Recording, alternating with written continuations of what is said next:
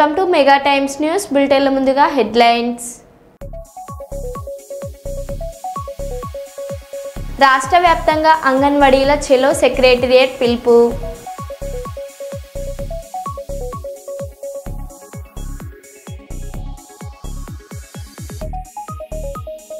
వ్యవసాయ శాఖ మంత్రి తుమ్మల నాగేశ్వరరావు ఆకస్మిక తనిఖీ.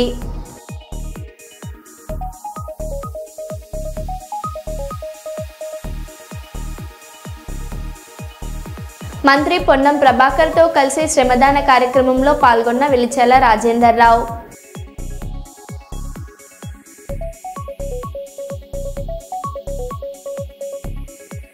శ్రీకృష్ణ దేవరాయలు నెలకొల్పిన రికార్డును అధిగమించి శ్రీవారికి అత్యధిక సార్లు పట్టు వస్త్రాలు సమర్పించిన ముఖ్యమంత్రి నారా చంద్రబాబు నాయుడు. విజయవాడ దుర్గమ్మను దర్శించుకున్న ఉపరాష్ట్రపతి సిపి రాధాకృష్ణన్.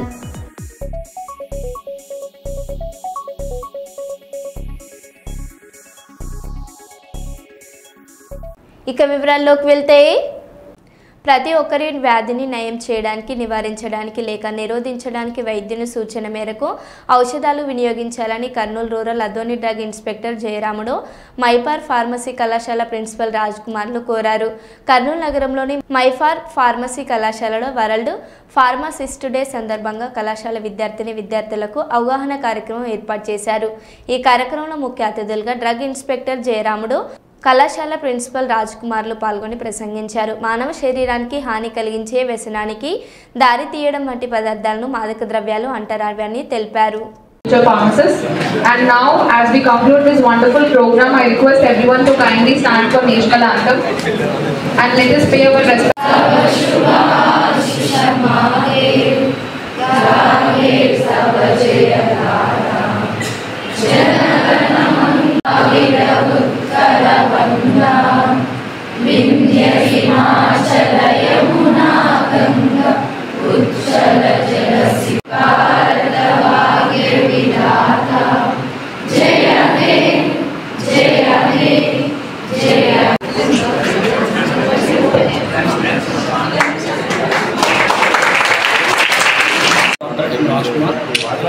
మైఫార్ కాలేజ్ ప్రిన్సిపల్ చేస్తున్నాను.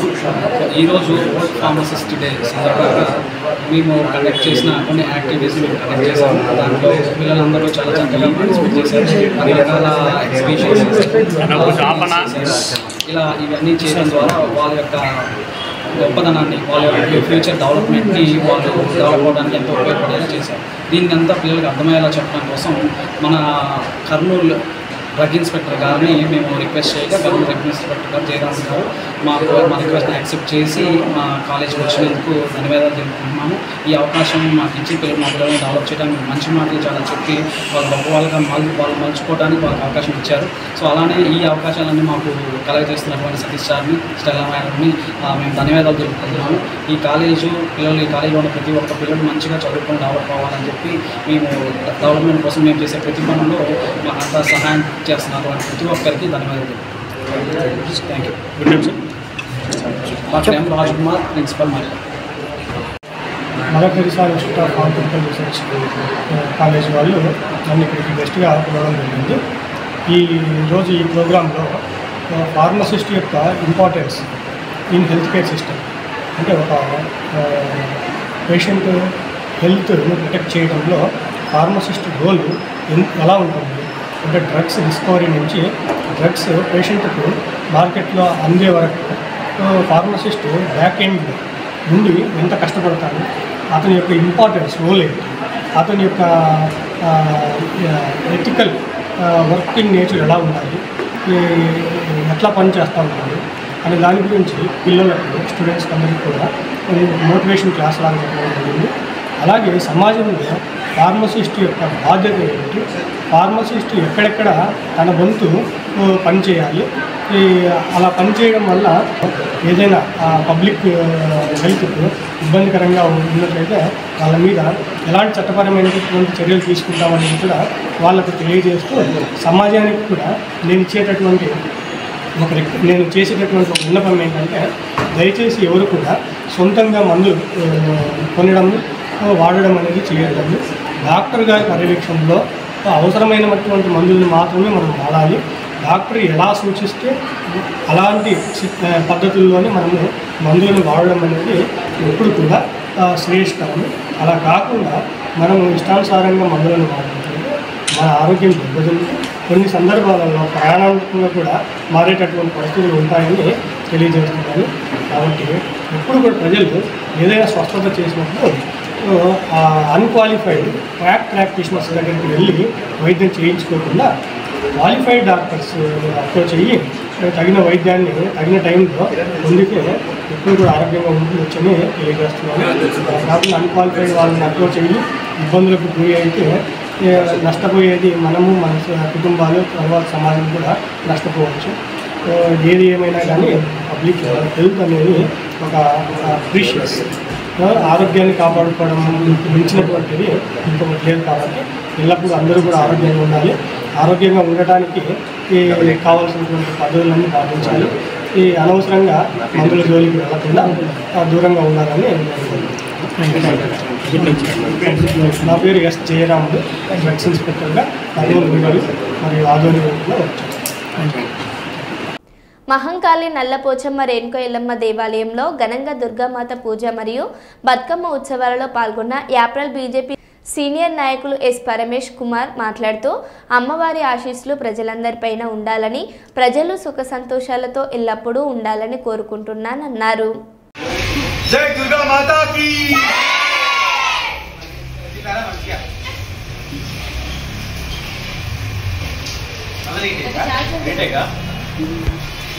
జై దుర్గా మాతాకి జై దుర్గా మాతాకి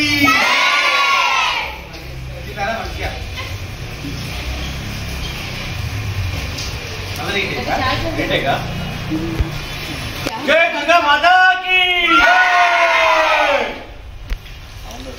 జనగామ జిల్లా లింగాలగనపురం మండలం కల్లెం గ్రామంలో మాజీ ఎమ్మెల్యే తాటికొండ రాజయ్య ఊరూరా బీఆర్ఎస్ సంక్షేమాలు ఇంటింటికి కేసీఆర్ పథకాలు కార్యక్రమంలో భాగంగా కాంగ్రెస్ పార్టీ ఎమ్మెల్యే కడియం శ్రీహరిపై కాంగ్రెస్ పార్టీ నాయకులపైన చేసిన అనుచిత వ్యాఖ్యలను ఖండిస్తూ కల్లెం కాంగ్రెస్ పార్టీ గ్రామ శాఖ ఆధ్వర్యంలో విలేకరుల సమావేశం నిర్వహించారు.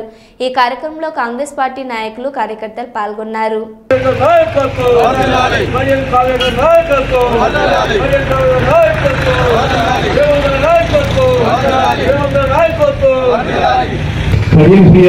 చిన్న చిన్న కనీసం ఒక పురుషులంతా కూడా నచ్చలేని మన ఎమ్మెల్యే గారు, అలాంటి ఎమ్మెల్యే గారి మీద ఈ డాక్టర్ రాజయ్య అనేట్టు ఆయన ఎంత నీచమో పత్రికా విలేకరులను మనం చూసినాం. చిన్న చిన్న బర్త్డే పార్టీలో కావడం కానీ, చిన్న చిన్న లేడీస్ ఫంక్షన్లకు కాదు అటెండ్ కావడం, చిల్లర వేసుకోవడం. ఏంటంటే ఆయన ఉప ముఖ్యమంత్రి చేసి కూడా 2 నెలల్లోనే 3 నెలల్లో తీసేసారు. ఆయన ఎంత మూడుకోడో ప్రజలు చూసారు, ఆయన ఎంత చిల్లర కావడం చూసారు. కాబట్టి కడియం శ్రీహరి గారిని మించిన వ్యక్తి లేడు. కడియం శ్రీహరి గారు ఈ వచ్చిన 2 సంవత్సరాల కాలంలో ప్రతి ఊరిని ఎవరే కానీ, ఎక్కడ కానీ, ఏ రాజకీయ నాయకుడే కానీ ఆయన చేసిన పద్ధతి ప్రకారం మొత్తం చేయలేదు. దయచేసి ఎవరైతే టీఆర్ఎస్ వాళ్ళ మితిని మాట్లాడడం కానీ చేసిన అనుకో ఖబర్దార్ బిడ్డ, మిమ్మల్ని మాత్రం రేపు జరగబోయే ఎలక్షన్లో పబ్లిక్ చూపించి మీరు బుద్ధి చెప్తారు. దానికి మాత్రం మీరు సిద్ధంగా ఉండుర్రి. ఎట్టి పరిస్థితుల్లో కడియం శ్రీహరి నిజాయితీ పరుడు, దీన్ని ఎట్టి పరిస్థితులు అనుకోవాలి. ఏదో బై ఎలక్షన్లో మేము రాజీనామా చేయండి, రాజీనామా చేసుడు కాదు, రాజీనామా చేసిన అవ్వాలా. ఎందుకంటే హైకమాండ్ ఏ నిర్ణయం తీసుకుంటో ఆ నిర్ణయం ప్రకారంగా మేము కట్టుబడి ఉంటాం. అవసరమైన దేనికైనా సిద్ధం. చూద్దామంటే చూద్దాం, చేయాలంటే చాలని. దయచేసి అలాంటి చిల్లర మాటలు మాట్లాడి మా యొక్క మనోభావాల మీద దెబ్బతీయకూడదు. దయచేసి చెప్తున్నా, ఎవరే కానీ ప్రతి ఒక్కరు కానీ మా మండలంలో ఎవరే కానీ మండల పార్టీ అధ్యక్షుడు కానీ మేమంతా కలిసి మాకంటూ రాజకీయ గ్రూపులు లేవు. ఒకటే గ్రూపు, ఏదో కావాలని మీరు చెప్తూ మీది నా గ్రూపు, వీళ్ళ గ్రూపు లేవు. ఒకటే కాంగ్రెస్ పార్టీ ఎజెండా అభివృద్ధి, అదే తప్ప వేరే లేదు. దయచేసి ఎట్టి పరిస్థితుల్లో ఎవరే కానీ చిల్లర మాటలు మాట్లాడి పార్టీ పనులు తీయకండి. దయచేసి అందరికీ. మా కళ్యాణ్ గ్రామంలో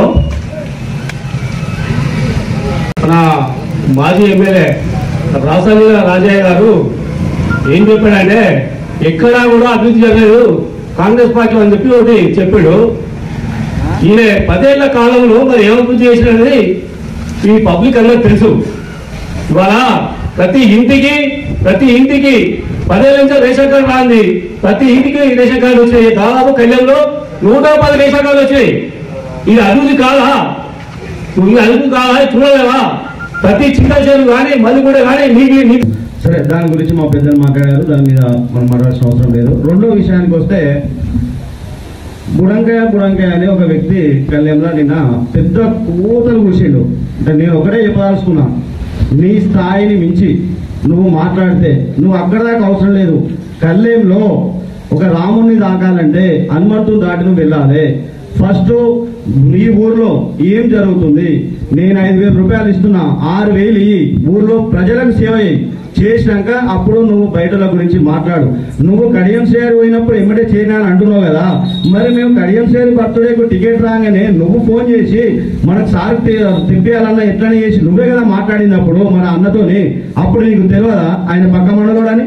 మరి నువ్వే వచ్చి గుడికాడికి గురికొచ్చినావు కదా, అప్పుడు తెలియదా పక్క మండలోడని? మరి మొన్న మీ ఎమ్మెల్యే దగ్గర నువ్వు పైసలు లేకుండా బీఫామ్ తీసుకురా సర్పంచ్ కి. మా కమిట్మెంట్ లీడర్ కడియం షేర్ పైసలు లేకుండా జడ్పీస్ టికెట్ ఇస్తాడు, సర్పంచ్ టికెట్ ఇస్తాడు, ఎంపీ టికెట్ ఇస్తాడు. నువ్వు తేగలుగుతావా?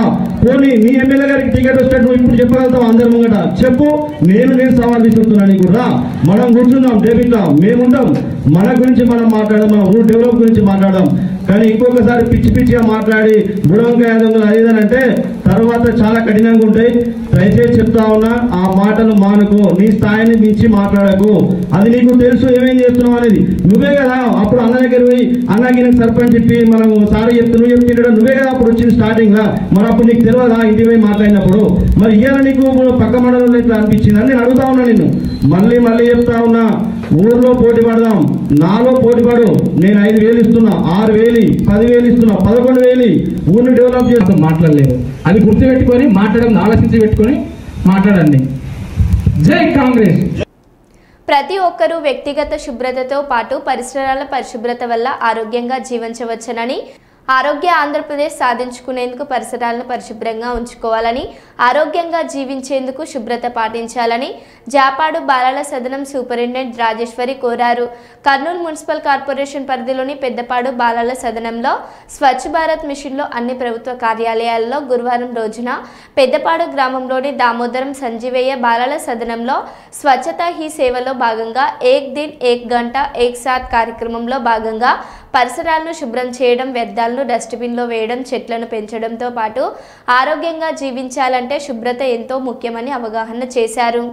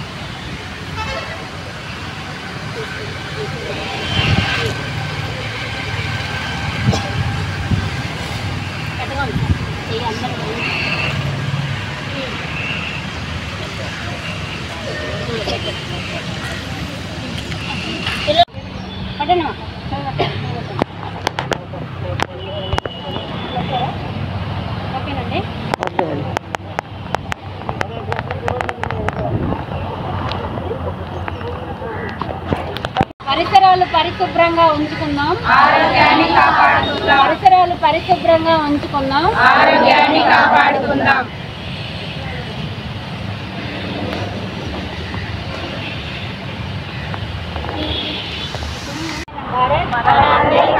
పరిశుభ్రమైన భారత్, పరిశుభ్రమైన భారత్. జయప్రదం చేయండి, స్వచ్ఛతా హీ సేవ కార్యక్రమాన్ని అంటే జయప్రదం చేయండి అని చెప్పండి. జయప్రదం చేయండి, స్వచ్ఛతా హీ సేవ కార్యక్రమాన్ని జయప్రదం చేయండి. స్వచ్ఛతా హీ సేవ కార్యక్రమాన్ని జయప్రదం చేయండి. ఏక్ దిన్ ఏక్ గంట అంటే మీరు ఏం సాధన एक दिन एक घंटा एक दिन एक घंटा एक दिन एक घंटा పరిసరాలు పరిశుభ్రంగా. అందరికీ నమస్కారం. నా పేరు రాజేశ్వరి. నేను పెద్దపాడు చిల్డ్రన్ హోమ్ సూపరింటెండెంట్. ఈరోజు ఏక్ దిన్ ఏక్ గంట ఏక్ సాత్ స్వచ్ఛతా హీ సేవ కార్యక్రమంలో భాగంగా పెద్దపాడు చిల్డ్రన్ హోమ్లో మొత్తం పరిసరాలన్నీ కూడా నగరపాలక సంస్థ సిబ్బంది ఆధ్వర్యంలో మేము మొత్తం కూడా క్లీన్ చేయించడం జరిగింది. పిల్లల్లో కూడా మన పరిసరాలు మనం ఉన్నటువంటి ప్రాంతం శుభ్రంగా ఉంచుకోవటం వల్ల ఆరోగ్య ఆంధ్రప్రదేశ్ మనం సాధించవచ్చు, మనం అనారోగ్యాల బారిన పడకుండా కాపాడుకోవచ్చు అని చెప్పేసి ఒక చైతన్యం తీసుకొచ్చాము. మహిళా శిశు సంక్షేమ శాఖ ఆధ్వర్యంలో దేశవ్యాప్తంగా సెప్టెంబర్ 17 నుంచి అక్టోబర్ 16 వరకు పౌష్టికాహార మాసోత్సవాలు జరుగుతూ ఉన్నాయి. అందులో భాగంగానే ఈరోజు థీము స్వచ్ఛతా హీ సేవ కార్యక్రమం. అందుకే ఈరోజు ఇక్కడ ఈ పెద్దపాడు నగరపాలక సంస్థ పరిధిలో ఉండేటువంటి మహిళలు, అట్లాగే అంగన్వాడీ సిబ్బంది, పిల్లలు వీళ్ళందరితో కలిపి మేము ఈ కార్యక్రమాన్ని నిర్వహించాము. Thank you. Hyderabad BRS working president KTR అన్నారు. వాళ్ళ బాస్ చంద్రబాబు ఆడించినట్లు రేవంత్ రెడ్డి కూడా ఆడుతున్నాడు. కర్ణాటకలో అల్మట్టి డ్యాంను 5 అడుగులు ఎత్తు పెంచేందుకు 70,000 కోట్లు ఖర్చు చేస్తున్నారు. అదే సమయంలో 40 లక్షల ఎకరాలకు నీళ్లు అందించే ప్రాజెక్టు కోసం 93,000 కోట్లు ఖర్చు చేస్తే 1,00,000 కోట్లు తిన్నారని ప్రచారం చేస్తున్నారు. 93,000 కోట్లు ఖర్చైన ప్రాజెక్టులో నిజంగా 1,00,000 కోట్లు తిన్నారంటే ఆ డబ్బుతో నిర్మించిన బ్యారేజీలు, పంప్ హౌస్లు, సొరంగ మార్గాలు, కాల్వలు, రిజర్వాయర్లు ఎవరు కట్టారు అని ఒక్కసారి ఆలోచించండి అని ఆయన ప్రశ్నించారు. కర్ణాటకలో ఆల్మట్టి డ్యామ్ హైట్ పెంచుతున్నారు 5 ఫీట్లు. ఒక్క డ్యాము ఆల్రెడీ కట్టి ఉన్న డ్యాము 5 ఫీట్లు పెంచేందుకు వాళ్ళు ఎంత ఖర్చు పెడుతున్నారు ఎరికేనా? 70,000 కోట్లు ఒక భూసేకరణకే. 70,000 కోట్లు.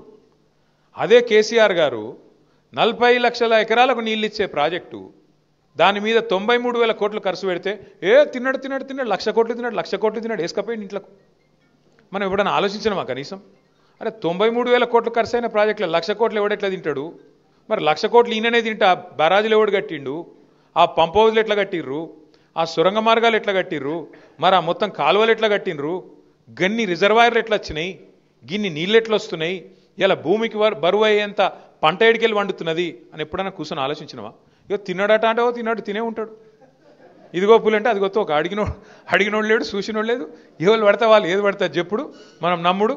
ఆయనతో పోయి బాయిలో దుంకుతున్నామా బుందలో దుంకుతున్నామా ఏది చూసేది లేదు, పోయి దుంకుడేనే. కర్నూలు నగరంలోని వెరైటీ టాకీస్ ఎదురుగా వాసవి వస్త్ర వైబ్ నూతన వస్త్రాలయం ప్రారంభించారు. 1,500కు ఒక point shirt OG cinema ticket ఇవ్వడం జరుగుతుందని వెంకటేశ్వర్లు కుమార్లు తెలిపారు. పవన్ కళ్యాణ్ అభిమానులు దసరా పండుగ జరుపుకునే వారంతా ఈ బంపర్ ఆఫర్ సద్వినియోగం చేసుకోవాలని కోరారు.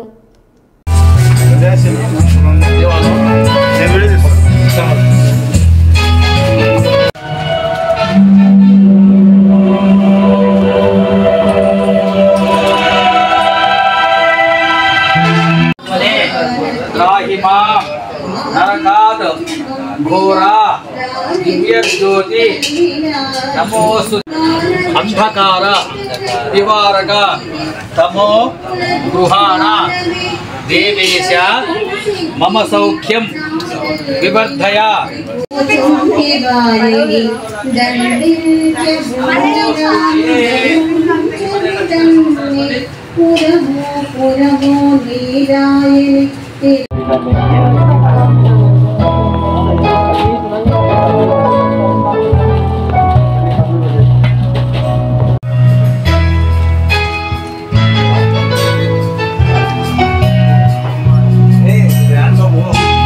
కర్నూలులో మంచి ఒక ఆఫర్ లాగా షాపింగ్ మాల్ ఓపెన్ చేసామండి.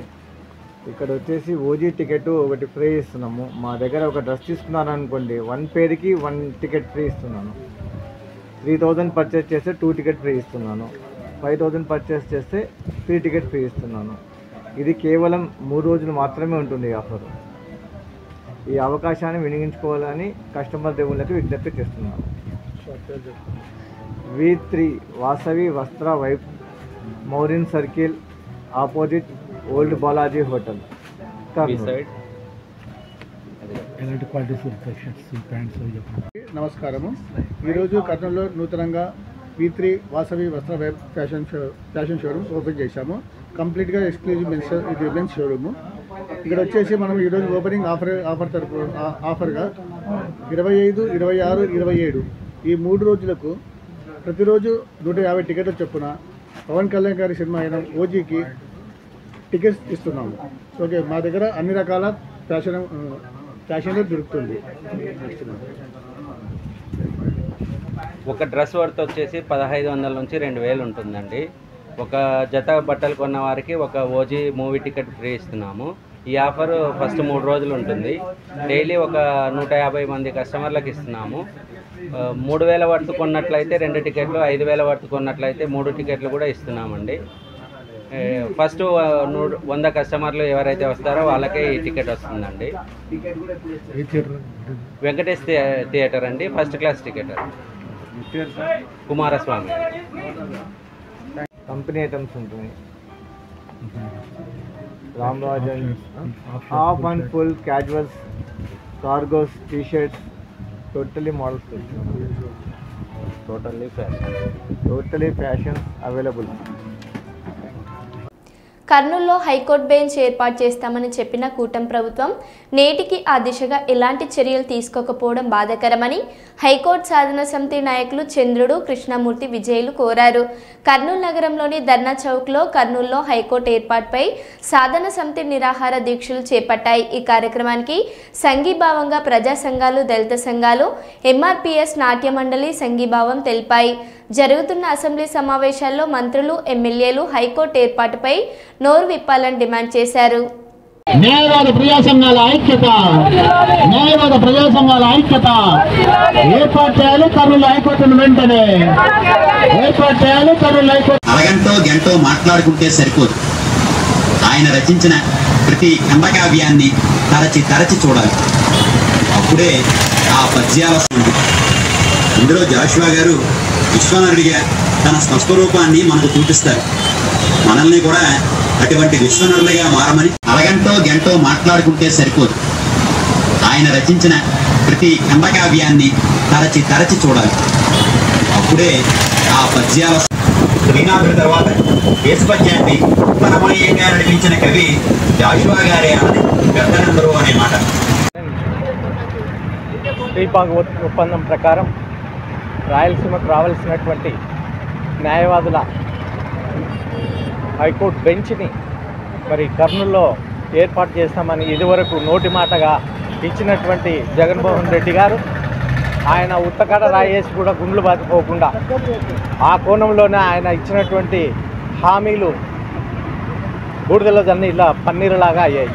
ఆ కోణంలోనే చంద్రబాబు నాయుడు గారు ఎన్నికల మేనిఫెస్టోలో మరి శ్రీబాగ్ ఒప్పందం ప్రకారం హైకోర్టు కర్నూలులోనే మేము ఏర్పాటు చేస్తామని ఆయన పాదయాత్రలో కానీ సభల్లో కానీ ఆయన న్యాయవాదులకు హామీ ఇవ్వడం జరిగింది.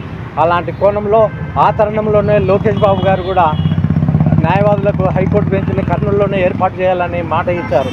అదే పరిస్థితిలో ఎన్నికల ఈజీ భరత్ గారు ఎన్నికల సమయంలో మరి మా ప్రభుత్వం అమల్లోకి వస్తే తప్పకుండా హైకోర్టు బెంచ్ని అందుకు కర్నూలు నగరంలో, కర్నూలు నడిబొడ్డున ఇక్కడ ఉన్నటువంటి మన TV9 కాలనీలో స్థలము, గవర్నమెంట్ స్థలము చాలా ఉంది. ఈ గవర్నమెంట్ స్థలంలో మరి హైకోర్టు బెంచ్ని ఏర్పాటు చేయాలని చంద్రబాబు నాయుడు గారి ప్రభుత్వానికి మేము విన్నవించుకుంటూ ఎంఆర్పీఎస్ రాష్ట్ర కళామండలి అధ్యక్షుడు రెడ్డిపోగు విజయమాధ్య సంస్థల నుంచి నేను వెళ్ళిపోయినాడు. కానీ హైకోర్టు ఇక్కడ ఏర్పాటు చేయడంలో మరి జగన్మోహన్ రెడ్డి ప్రభుత్వం కూడా విఫలమైపోయింది. మరి జగన్మోహన్ రెడ్డి ప్రభుత్వం మాదిరి విఫలమైపోతే మేము ఆ రోజు ఒకటే చెప్పినాము, అయ్యా జగన్మోహన్ రెడ్డి గారు మీరు హైకోర్టు ఏర్పాటు చేయడంలో విఫలమైతే మీకు పనిష్మెంట్ తప్పదు, దీని ఫలితాన్ని అనుభవిస్తా అని చెప్పినారు. 2014లో కూడా మరి అప్పుడు అది ప్రతిపక్షంలో అధికారంలో ఉన్నటువంటి చంద్రబాబు నాయుడుకి ఒకటే హెచ్చరిక చేసినాము, కర్నూలు హైకోర్టు బెంచ్ ఏర్పాటు చేయకపోతే దీని ఫలితము దీని ప్రభావము ఖచ్చితంగా చవి చూస్తారని చెప్పేసి అందుకోసం ఆయన 2014లో పవర్ను కోల్పోవడం జరిగింది. మరి 2014లో అధికారంలో ఊరూరు దీన్ని మిగతా ప్రజా సంఘాలతో కలుపుకొని రాజకీయ పార్టీలను కలుపుకొని పెద్ద పోరాటం చేయడానికి మేము సిద్ధంగా ఉన్నాము. కాబట్టి ఈ అసెంబ్లీ సమావేశాల్లోనే మరి మంత్రి టీజీ భరత్ గారు మాట్లాడాలి, ఎన్ఎండి ఫరూక్ గారు మాట్లాడాలి, అదేవిధంగా బొగ్గుల దస్తగిరి గారు మాట్లాడాలి. అమ్మ గౌరీ తీర్థమ్మ కనీసం మీరైనా నోరు విప్పి కర్నూలుకి హైకోర్టుకు వచ్చే విధంగా చర్యలు తీసుకోవాలని చెప్పి మీరైనా మాట్లాడాలని సందర్భంగా మేము విజ్ఞప్తి చేస్తూ ఉన్నాము. మరి లేని పక్షంలో వచ్చే ఎలక్షన్లలో రాయలసీమ ప్రజలు మరి మీకంతా వ్యతిరేకంగా మరి పోరాటం చేసేటువంటి పరిస్థితి ఉంటుంది. కాబట్టి చంద్రబాబు నాయుడు గారు మీరు గౌరవ ముఖ్యమంత్రి వర్యులు మీరు ఇచ్చినటువంటి హామీని, టీజీ భరత్ గారు మీరు ఇచ్చినటువంటి హామీని, పవన్ కళ్యాణ్ గారు, నారా లోకేష్ గారు మీరు ఇచ్చినటువంటి కర్నూలుకి హైకోర్టు బెంచ్ ఇస్తామని చెప్పేసి ఖచ్చితంగా మీ ఎలక్షన్ మేనిఫెస్టోలో పెట్టారు. మరి టీజీ భరత్ గారు 6వ ప్రతిపాదన కింద మీ మేనిఫెస్టోలో పెట్టినారు హైకోర్టు బెంచ్ కర్నూలుకు నా బాధ్యత అని చెప్పేసి. కాబట్టి మీ బాధ్యత మీరు నెరవేర్చుకోవాలా. ఈ అసెంబ్లీ సమావేశాల్లోనే కర్నూలుకి హైకోర్టు బెంచ్ వచ్చే విధంగా చర్యలు తీసుకోవాలని చెప్పేసి భావిస్తూ నేను కోరుతా ఉన్నాను. నా పేరు చంద్రుడు, ఎక్స్ మాజీ జనరల్ సెక్రటరీ, అదేవిధంగా ఐఎల్ఏ స్టేట్ సెక్రటరీ. చూస్తున్నాము అయ్యా, మరి 6 రోజులుగా మరి వివిధ రూపాల్లో కార్యక్రమాలు చేస్తున్నప్పటికీ కూడాను రాష్ట్ర ప్రభుత్వం ఇంతవరకు మరి న్యాయవాదులు చేస్తున్నటువంటి దీక్షలకు కర్నూలు హైకోర్టు బెంచ్ ఏర్పాటు చేయాలని శాసనసభలో అసెంబ్లీ సమావేశాల సందర్భంగా ఏమాత్రము ఊసెత్తకపోవడము, ప్రకటించకపోవడము హాస్యాస్పదం. మరి కర్నూలులో టీజీ భరత్ గారు తన మేనిఫెస్టోలో చెప్పినారు, అయ్యా కర్నూలుకి హైకోర్టు బెంచ్ తీసుకొచ్చేటువంటి బాధ్యత నాదే అని చెప్పేసి. మరి అసెంబ్లీ సమావేశాలు జరుగుతూ ఉన్నాయి. మరి టీజీ భరత్ గారు అయితేనేమి, అదేవిధంగా మరో బులెటిన్లో మళ్ళీ కలుద్దాం. Stay tune.